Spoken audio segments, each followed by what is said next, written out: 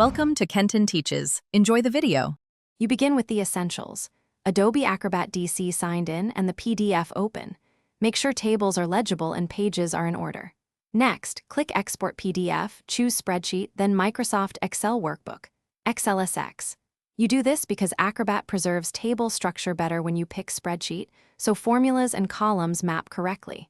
Once done, pick the page range if needed, and set options for retaining flow or table structure. This first action creates the conversion job and moves you to the detailed cleanup. Now you refine the conversion. Open Settings before exporting.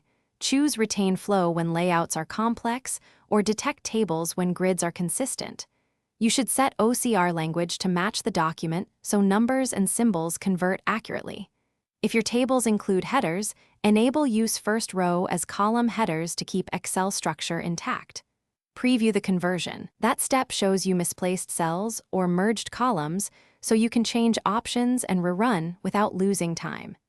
Make sure to save a copy after. Finish by saving the exported. XLSX and inspecting with Excel. Check column alignment, merge cells, and numeric formats like dates or currency.